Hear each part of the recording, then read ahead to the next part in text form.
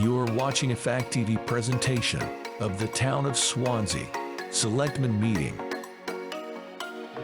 Make a motion we approve the regular meeting minutes of March 29th. I'll second. Motion's been made and seconded to approve the minutes of March 29th. Any further discussion? Hearing none, those in favor? Aye. Make a motion we approve the consent agenda. Second. Motion's been made and seconded to approve the consent agenda. Any further additions, deletions? No, sir. Okay. We'll call for the vote. Aye. Public input.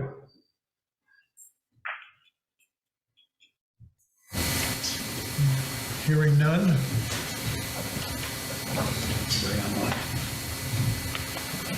What do you want to do? He's working on it. All right, you want to Make a do motion that we approve Angelo DiBernardo for a 2-year term on the Economic Development Advisory Committee. Second. motion's been made and seconded to approve the nomination of Skip DiBernardo. Those in favor? Aye. Aye. Is it an open seat or is he replacing somebody? Yeah, It was open? I believe so. it's hard to keep track of all the comings and goings. I don't know if that was Larry Sportello's spot or, but yes, it's an open seat. Great.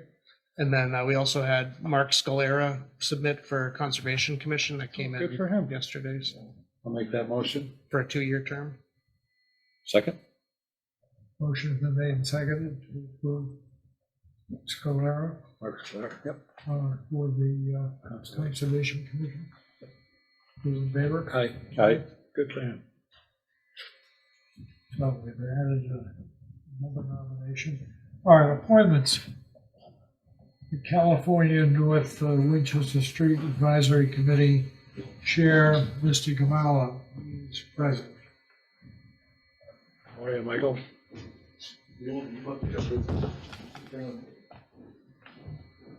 Us mics have to stick together over here, Michael so. might share the microphone with you. Do you want to share the microphone?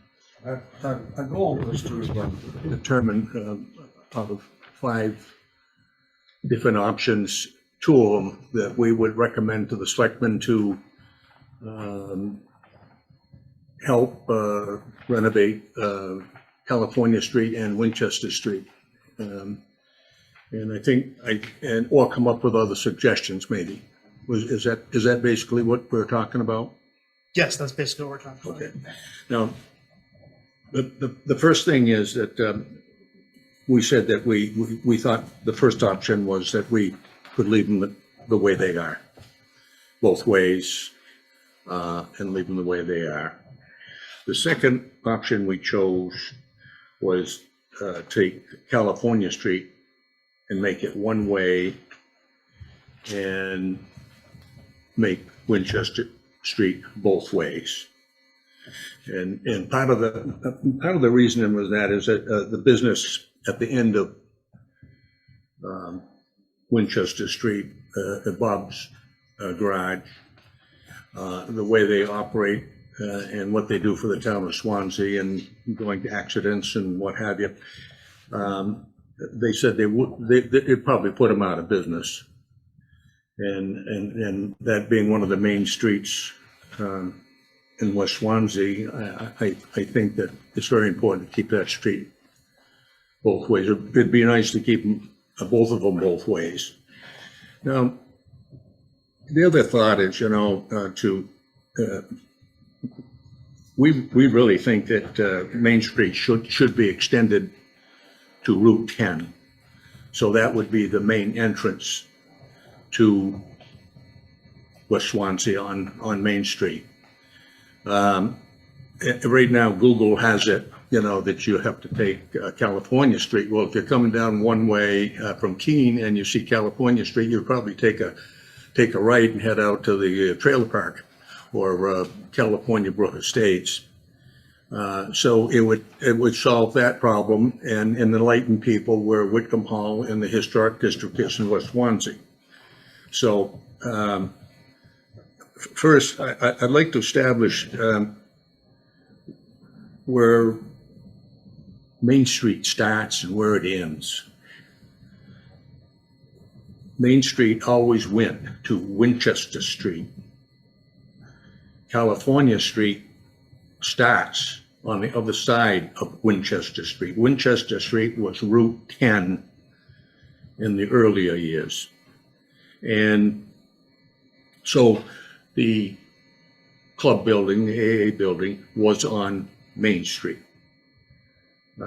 So what I'd like to, I just wanted to make that point because I think we need to bring that Main Street straight through to Route 10 and be able to put some signage up to say, this is Main Street and this is important to us to come to the historic part of Swansea and its beautiful Main Street. The other part that we looked at is, it'd be nice if we didn't have to have a sidewalk. Maybe we could make the road a little wider. Or maybe if we move some telephone poles on California Street, there's 2 telephone poles very, very close to the road. Maybe there's another option of maybe fixing the stone wall a little bit and making a deal with Ann. In any of those are not options because of price. Then it'd be up to the selectmen to decide how they're going to maybe just take one road and improve it instead of trying to improve 2. And the last thing is, we're always going to have the problem with traffic going through the covered bridge. And especially in times of crisis, like the accident that we had here a few weeks ago on Route 10, where everybody was trying to get through the bridge at the same time. And most people didn't know West Swansea from, and they go to the bridge and people have gone one at a time. And a few people got ugly, I guess. But anyway, when you get there, if you just, when one car goes, you all go. It makes it a lot faster instead of waiting for somebody else to flick their lights on and off and maybe why don't you be nice to me, and if you got 6 cars lined up on one side and you're going, all of you go, and vice versa on the other side. I ran a business right next to the covered bridge for almost 40 years myself, and lived on the other side of the covered bridge, so I was kind of familiar with what was right and wrong. The people used to say, if your front wheels are in the bridge first, you have the right of way, and the people behind you have the right of way. And those were basically the only 2 things. There's one more thing, though, that you can't honk your horn at midnight because you might wake up my mother and father. But that's basically the rules. That we should try to make people follow a little closer, and then we wouldn't have any buildups on either side of the bridge. The other thought is that we still haven't addressed the big trucks or camper trailers or things that are coming through Swansea that are trying to get to Swansea Lake or the Asheville River here camp area. And we should, for a long time when we built the David Perry Bridge on Denman Thompson Avenue, we thought that the road would go to Route 10. And if we at some point made plans to do that, that would take a lot of traffic away from the covered bridge and away from Main Street, and get it onto Route 10 quickly. And I'd like to suggest that maybe we could try to put that in our plans for future traffic patterns. And see if we could work on it to see how we could make that happen. And I'd like to ask the selectmen if they'd change the name of California Street on the east side of Route 10 to Main Street. And I guess that's it, unless you have any questions. I do, Mike. I followed the change, the name change, and I followed the Denton Thompson extension. But what I didn't follow was the committee's recommendation. Well, the recommendation was, option one, I believe, was that you could leave it the same. Is that the committee's recommendation? That was one of them. And the other one, you asked for two. And the other one was to make California Street one way in and leave Winchester Street both ways. No, did you do the first recommendation? The first recommendation? Make it as it is. Yeah.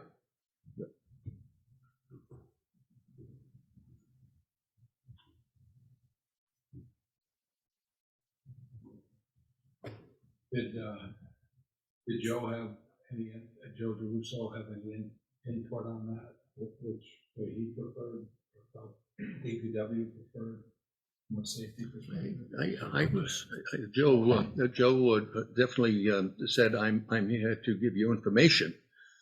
And he certainly said, I need to follow the selectmen's wishes by, following your what do you call it?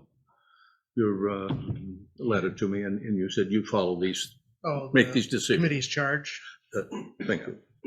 So from a DPW maintenance, it really doesn't matter how the traffic patterns, it's not really change much for us. We can make any of them.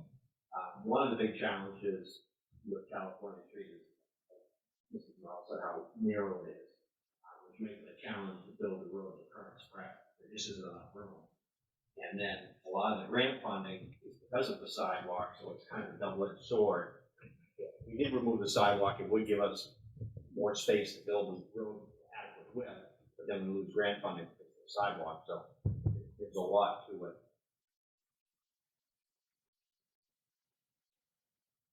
So what is your thought? I guess it's going to come down to funding, and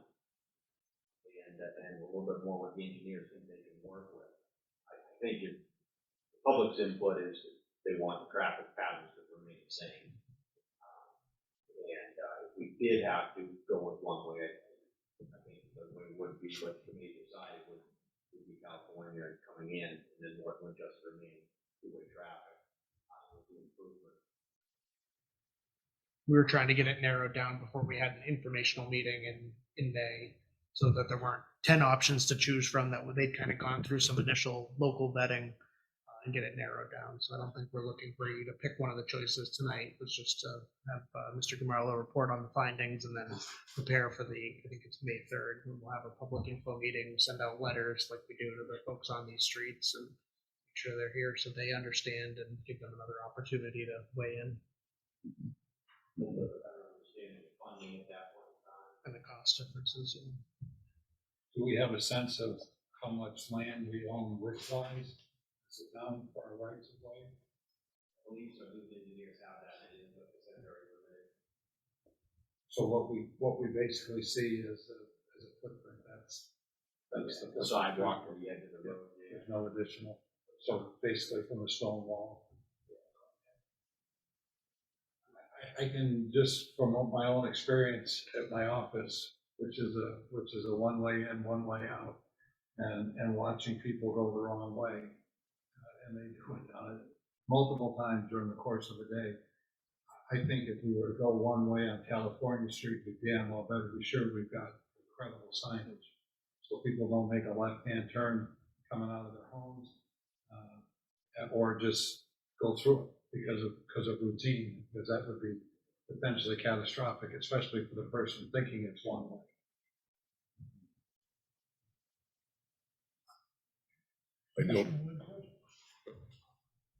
I don't think the people on California Street want it one way. I think that's solution that we finally came up with, because that's the least number of people that would be affected, except for the people who go through the covered bridge and try to get to Route 10 quick every day. So we tried to do it the least painful way that we could think of.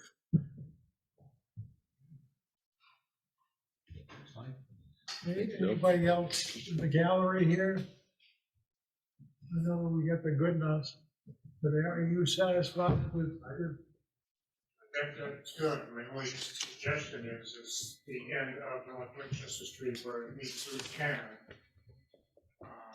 There's an angle issue out there. There's a pretty hazard condition with people coming in off of Route 10. They're cutting the corner and I've been very close to getting hit head on trying to come out.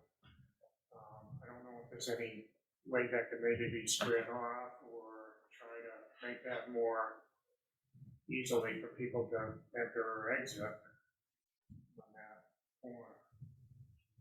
Reconstruction, I wouldn't be an issue to work with the state, look at the boundaries and come up with a little bit of design.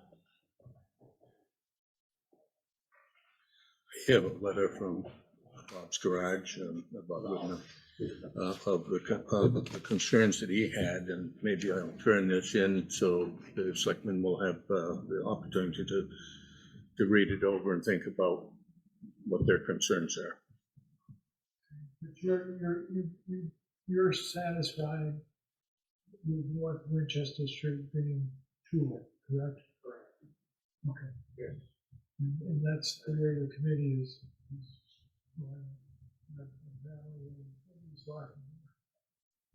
Was there any discussion about making California Street one way the other way? Yes, there were several different options, and the goal was to narrow it down to two. The other ones considered, there was a lot of discussion, and then decided that they wouldn't work, and wouldn't be passed. The only other issue you're gonna have if you do one way on California Street is motorhomes that are trying to get into the campground. We have several of them turn in and asking for directions, which is good, but if they come in, they'll be able to come back out. They can come back out North Winchester Street. I'm just afraid of you having campers getting stuck down in there because they're not gonna make that right off of California Street onto the street next to the mill, where they have a sign to go there. It isn't gonna happen. Swanzey Street. So so they're gonna have to go down and come back out by us and then go further south on 10 to come in. It's gonna be a little confusing for them if they get in there the wrong way. One other thing, 18-wheelers that deliver to us, sometimes they can't get turned around to get back out. So they come down the street and go out California Street to get out.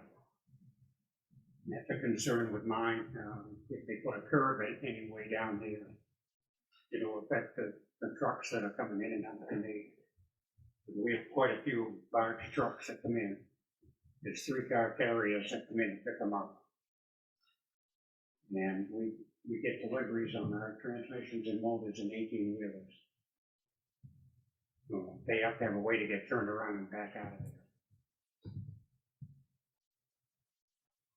It's an easy dilemma.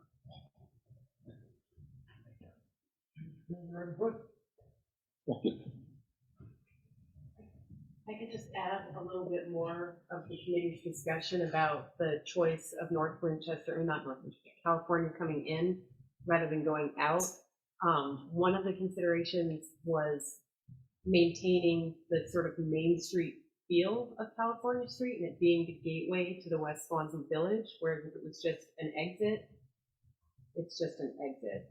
And then another consideration was safety turning onto Route 10 and directing traffic to make their southbound turns from West Street rather than California Street. There's better sight lines.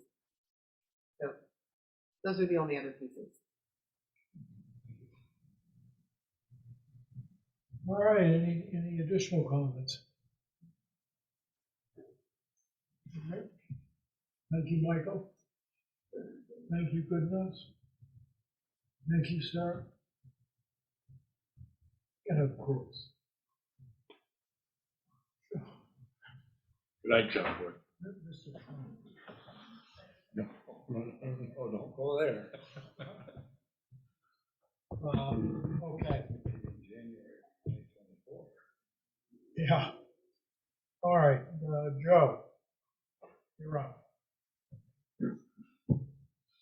Segway off the intersections, planning between the Swears Crossing Road sidewalk and some road improvements. I was getting ready to submit excavation permits to the state to change some intersections around. One of them, I think, Bill, will be near and dear to you, because you've mentioned it to me, is Carlton Road. These little, I call them slip lanes, these intersections have a little island in the middle, and there's really no design to them. Essentially, I was gonna be submitting driveway permits to remove those, so it's just simply a T intersection and removing the island. The same with Causeway, instead of the big island of trees in the middle, we own the property, the town owns the property. As part of the sidewalk project, we may not get to it this year, but we would eliminate those two slip lanes at Causeway, and it would simply be a T intersection. I've already met with the state. It improves the line of sight and makes it safer. I just wanted to check with the select board before I put that into work. Carlton Roads are What really size is that triangle? at Causeway. I'm not sure the exact. It's a large lot. Yeah, It's, You could it's, sell it as a yeah. building lot. And the Carlton Road one is a real easy fix. Causeway is going to result in a lot of tree removal and a tree company, and then we would do the excavation. So I would hope to get to it this year, but it may have to wait till next year. Something that we work on, maybe cutting some trees in the winter time. Before I take that step, I just want to get the authorization from the board. It's gonna cut down on the linear feet of Causeway by a third, probably. It's a pretty And deep triangle. It just improves everything from plowing, how much extra plowing takes place for those two lanes, and then grading it. It's plowing it probably years. You probably spend an hour cleaning up those intersections where with the T intersection is simply going to come in and go out the other way. So Carlton would end up like Southwood. Yes, yeah, we'll just get rid of that island in the middle, and I do plan on doing that this year because it's minimal work, minimal expense. So the state's all in favor of it because statistically they're showing they're much safer to have them that way. Yeah, that's what they're working on that as well as they do.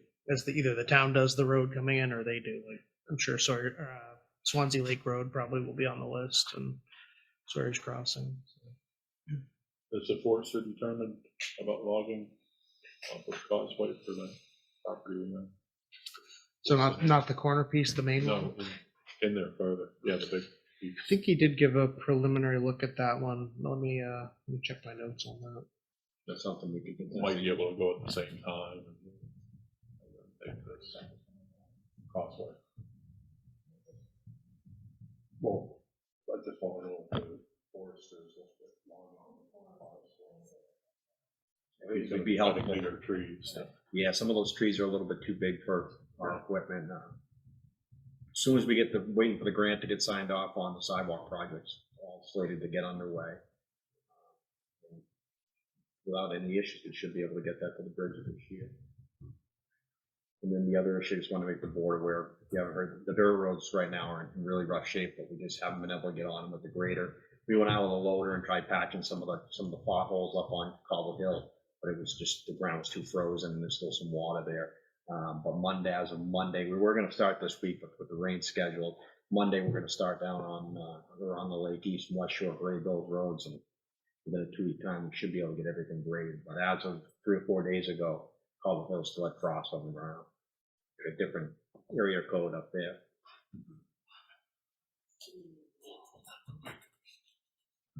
That is all I have. additional questions? Hearing none? Thank you very much. Yeah, consensus is fine. We just wanted to make sure you were aware before we went and slashed up, especially Causeway. And it's going to be different, but I think it's going to be all positive.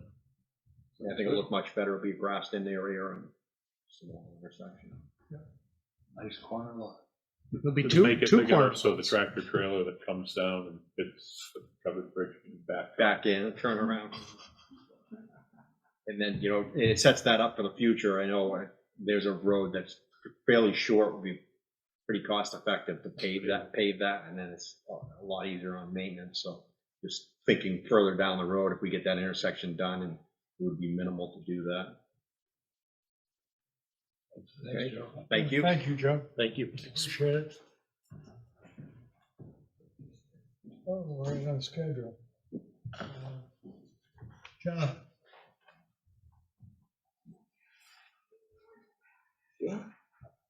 Congratulations on a good year.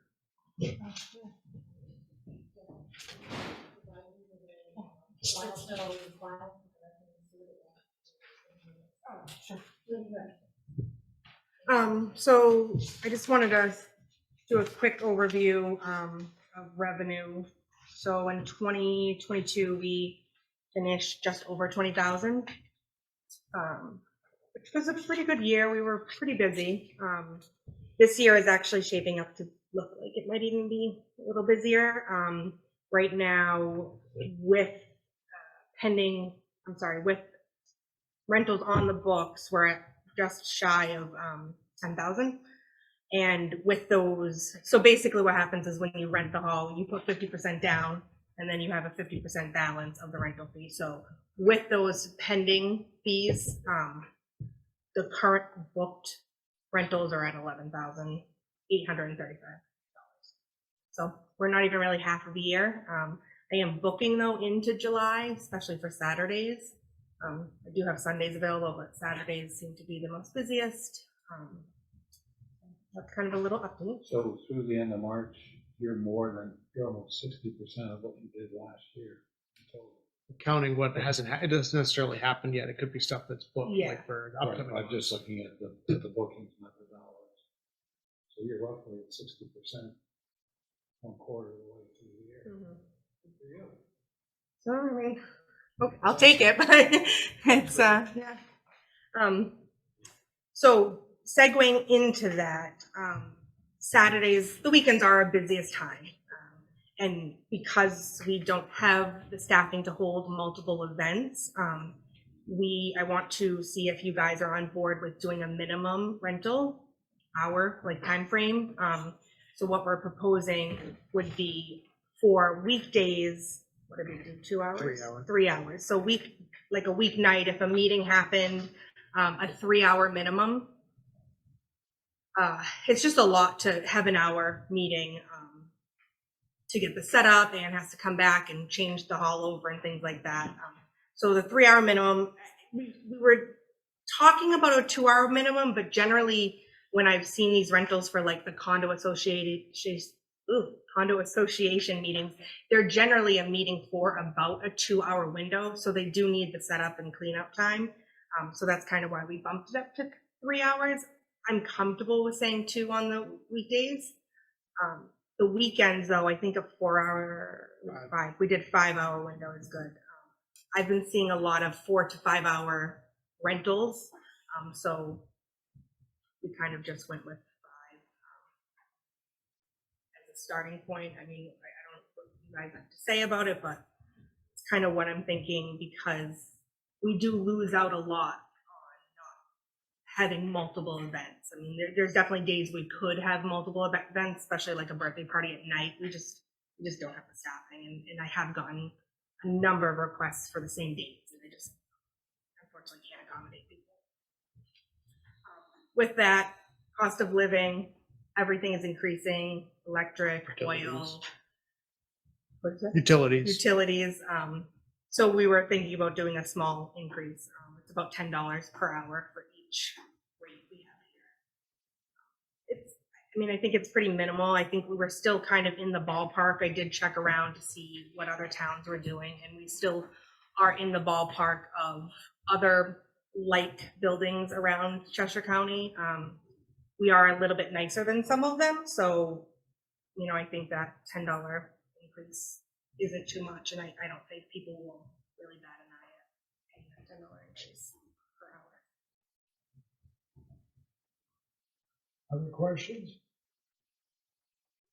What do we have planned in order to increase the staffing to allow us to increase the rentals?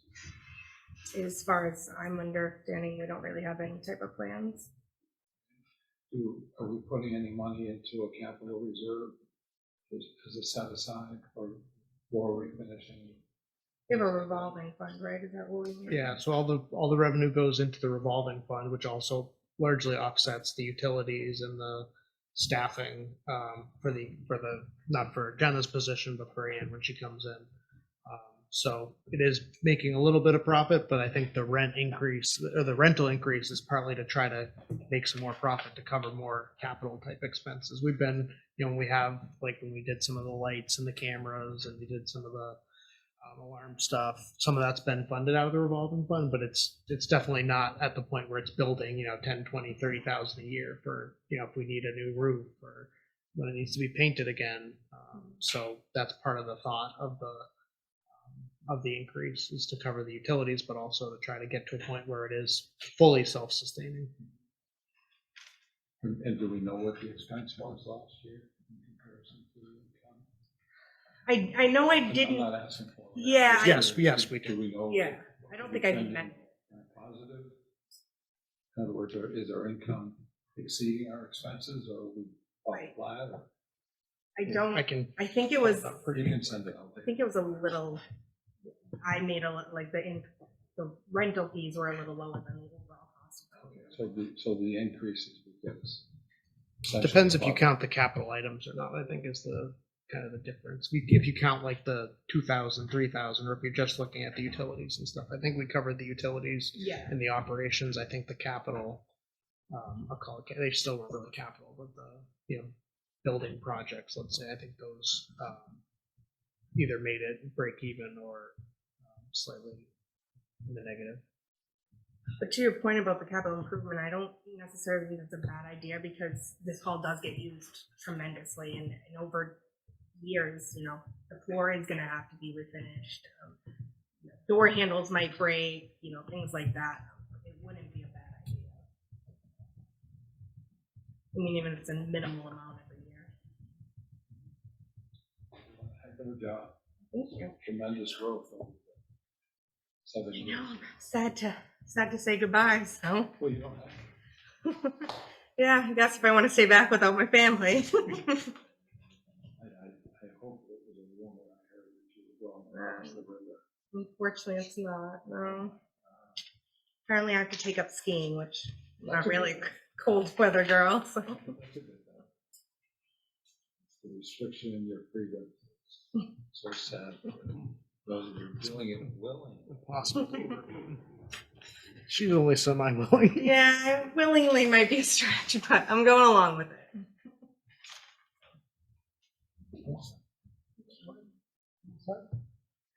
Thank you. Thank you very much. Thanks a lot, John. Okay, Norm, I see that your committee is pretty much intact. At least I think they most of the people. The Okay, gang's all here. okay. So you're on. Okay. The charge that the board of selectmen gave the Golden Rod Grange committee, have been working on that. We've had 2 meetings in April, and we have 2 meetings scheduled for March. We're meeting here with them all on the 2nd and 4th Thursdays of the month. And our intent was to take the charge and start working on that, start gathering the information. And one of the first things that we did, Lillian had been doing some work with L-Chip prior to the formalizing the committee. And so we started working on that in that direction.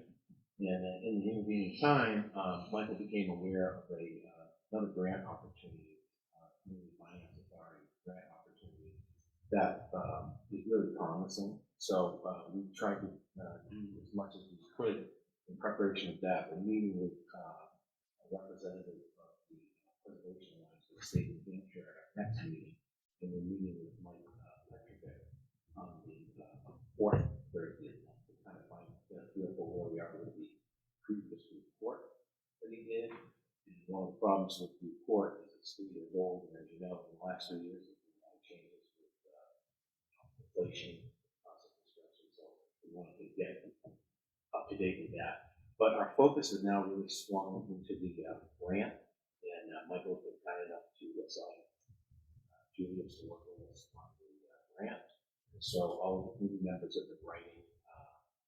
Our recommendation is basically we want to get permission from the board of selectmen to formally apply for the grant, if we get it to accept it, which would be an 85% grant with 15% match from $1 million.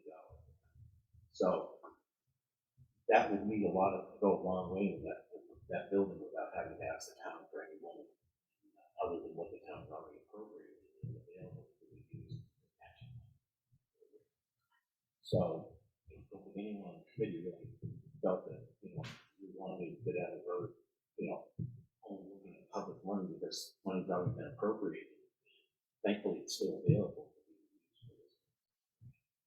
So naturally, there are conditions for the grant, and there's about 22,000 word narratives that have to be completed.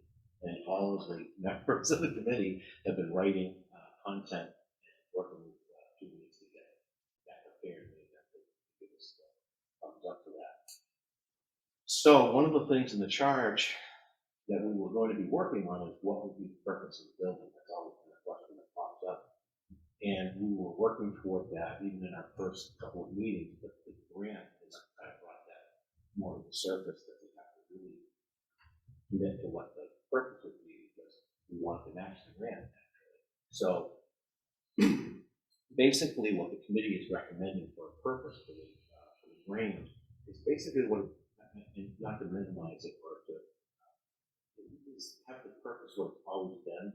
It was built in 1916 to be a gathering location for the community. It was a central place where people in the community could meet, hold meetings, the Grange, a lot of other people could meet there.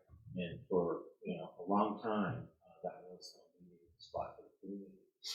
The grant has some conditions. One is they want you to have a target population that you use for this grant.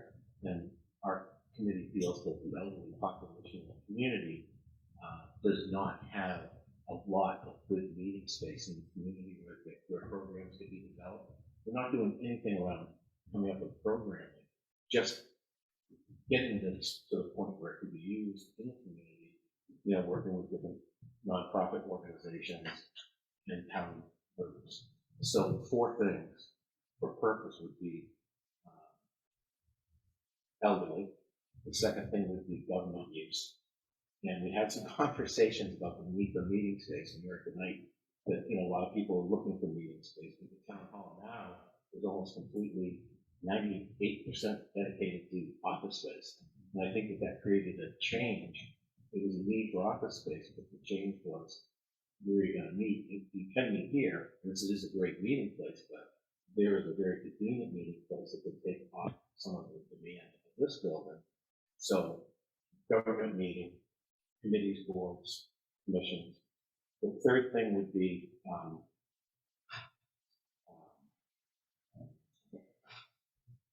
go ahead.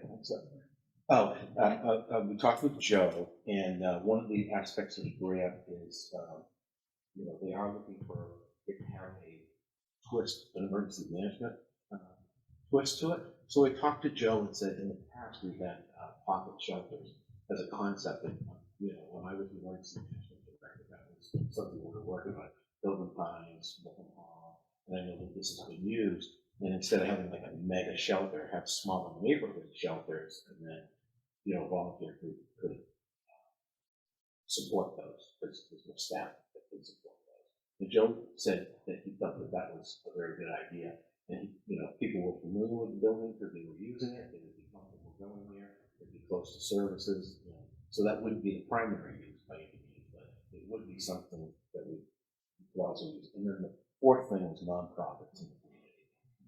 And there are a lot of nonprofit groups like the Preservation Society and other groups, elderly and otherwise. It doesn't have to be just elderly using the building. They would just be the main focus. So it would really be a sense of community, a sense of place in the terms of a grant. But they do make sense when you think about it, because you learn a lot of places where the community can use. Like when we have chicken barbecues here for Whitcomb Hall, those were good events because people came out from the community and met. And if you look at that as a small, version of that, and the committee is not looking at, necessarily emulate what Whitcomb Hall did. This serves a really great purpose. People renting it out. The committee isn't really recommending anything changes to the exterior or interior building along the National Historic Registry. And the building has significant historic value because it's one of 6 standalone Granges that was constructed just for that purpose. And it is recognized by, by the National Register. So we don't want to really we're not recommending any significant structural changes to the outside or layout changes inside, but to just use the auditorium and then the downstairs kitchen and dining room as either a second meeting room or a place where meals. That's basically the recommendation. So where we're at is looking for support to continue working on this and go to that there. You guys have anything you want to say?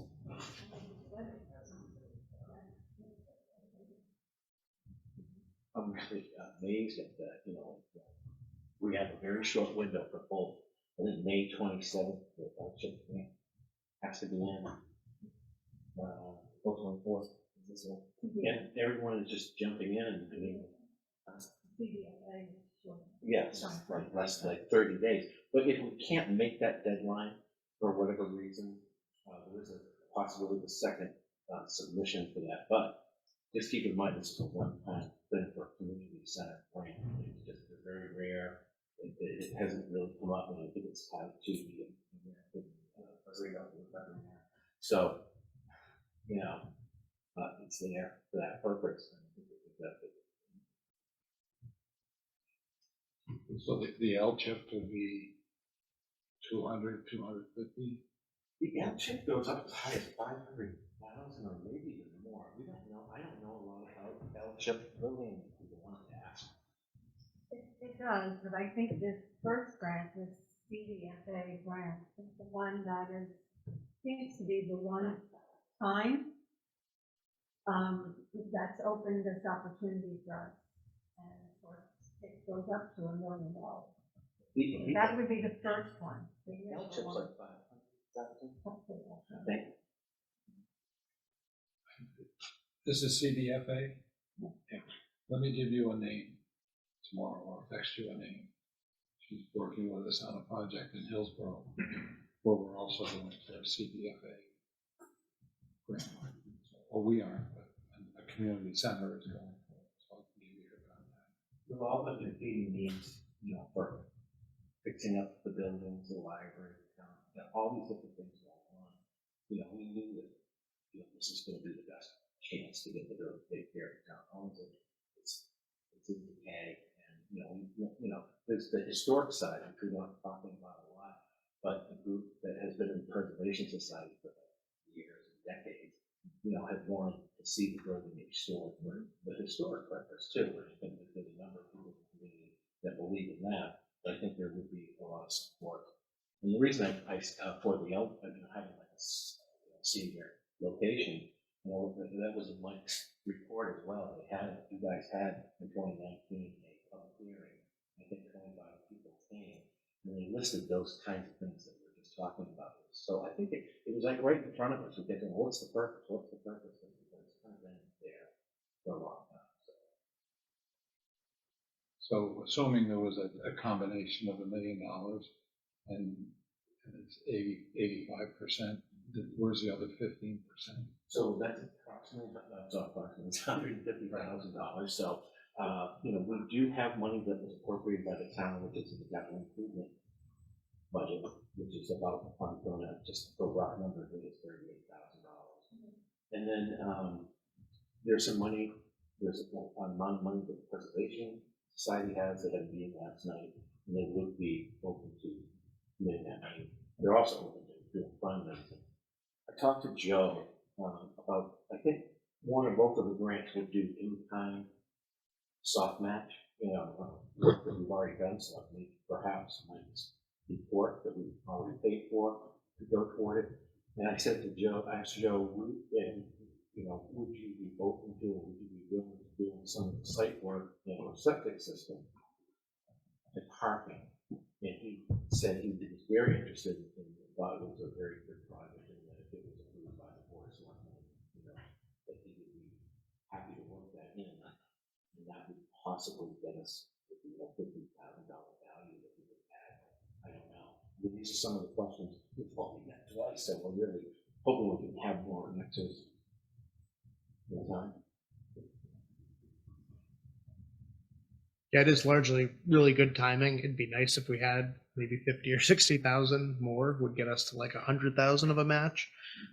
So, but it's better to have, it's good that we have what we do have. Be nice if we had a little bit more. I think like what Norm and I discussed was possibly like a two-phased approach. Use the first grant to try to do the kind of the infrastructure, the foundation, the roof, the heat, maybe the septic and the parking, and then use the L-chip for like the nice stuff. That's more what they're interested in, to finish the inside. So I think it could be a good two-pronged approach. It's like you mentioned, kind of a one-time out of the blue opportunity. So it's really fortunate that the committee is still engaged and getting kind of the timing again. Maybe you could have used another month or two to get ready, but yeah. Well, I think the way it happened with Whitcomb Hall is once some of the grants along the donations kind of did follow. If people know that the donations are going to something that's going to happen because of the grant, they're more apt to donate. I think this is what we've been waiting for.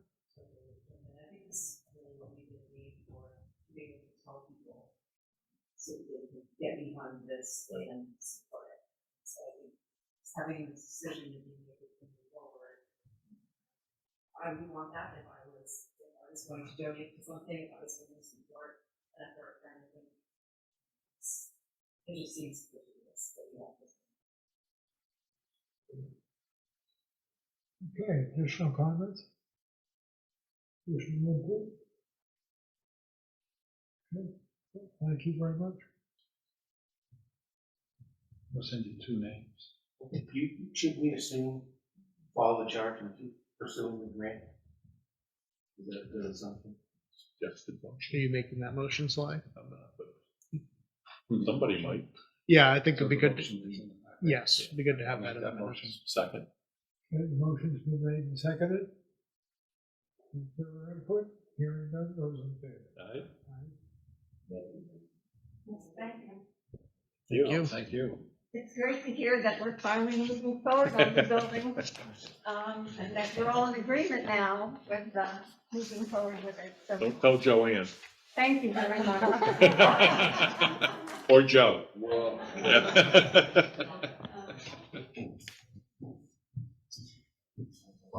talk more about it. Want to make a motion on Whitcomb Hall rental fees? Make a motion, we approve the updated rental fees and the hour the hour requirement as submitted. Second. Further discussion, hearing none, those in favor? Aye. Aye. I didn't mention it, but anything that is close, we're gonna honor. Night, thank you. Honor after. Well, it is our. Okay, new business. We discussed this a little bit last week when the chief was here, but we're requesting expenditure for a new police cruiser. We're looking at a Tahoe with outfitting for a total cost of rounded up to $57,000 from the police cruisers capital reserve fund.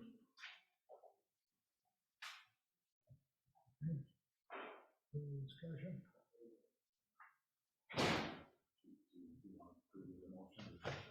The motion would be helpful, yes, As submitted, please. I'll make that motion. Second. Motion has made and seconded. Further discussion, hearing none, those in favor? Aye. Aye. Make a motion that we approve the police detail rates as submitted. Second. The police and the fire are All together. Okay. So we'll add the suggested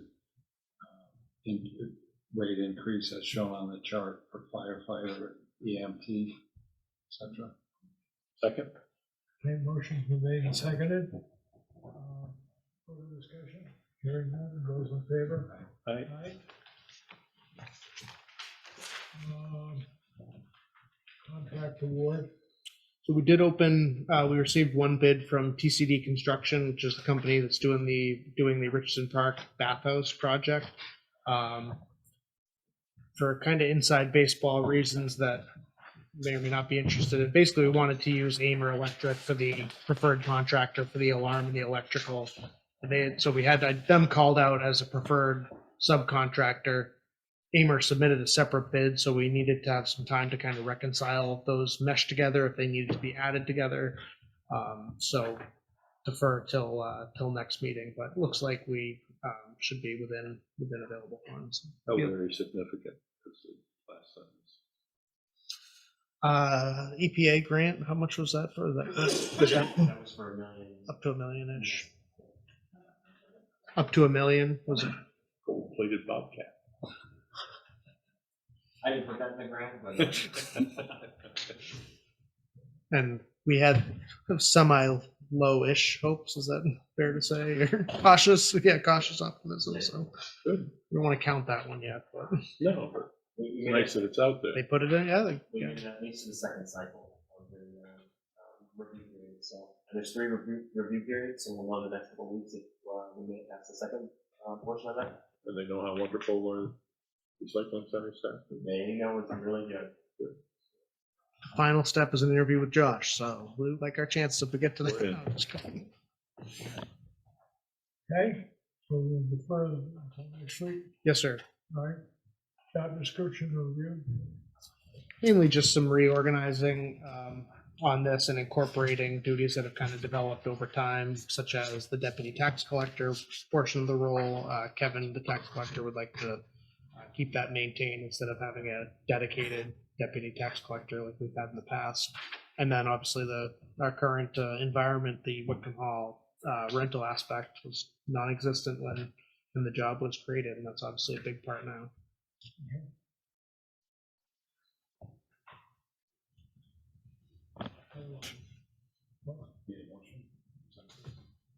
Looks like a motion.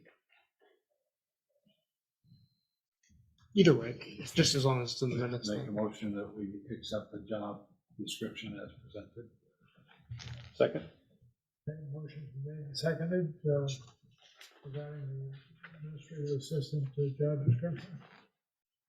Further discussion, hearing none, all in favor? All right. All right. Mainly informational at this point, but we have the 4114A hearings coming up on the 2 lots at the base of Marcy Hill Road that the board had kind of preliminarily discussed several months ago.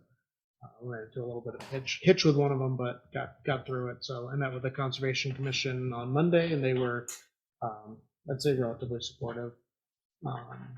Didn't have any major input, and I think planning board will be on their next agenda. I haven't seen their next agenda, but. Joe doesn't need any of them for what he wants to do there.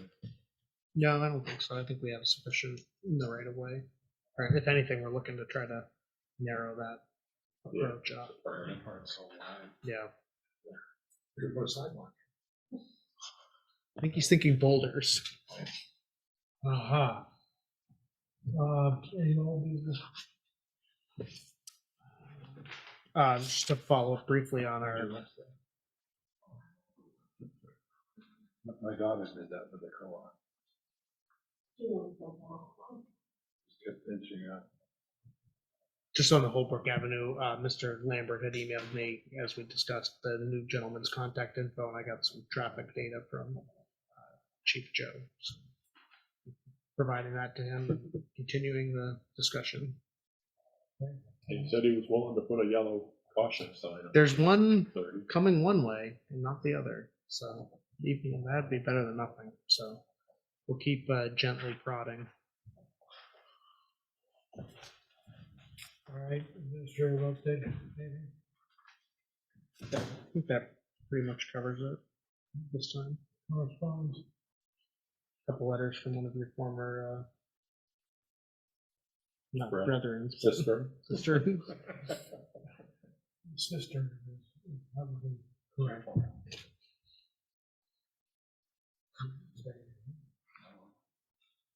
Colleague, one of your former colleagues.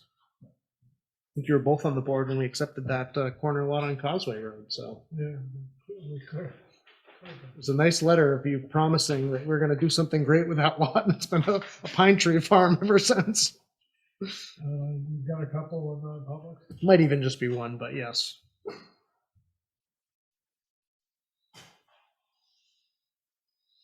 Yeah, I will accept the motion. Second. A. Make a motion, we go into non-public under A. See you tomorrow. Thanks a lot, Jenna, take care. Second? Motion made and seconded to Thank go you. into non-public under A. Colby. Aye. Walker. Karazinski.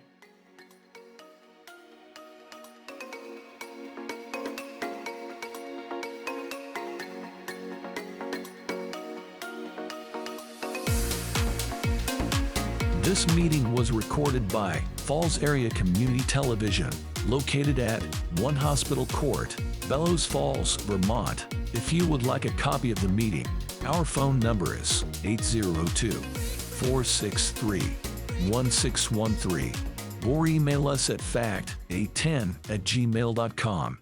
Falls Area Community TV, keeping government honest.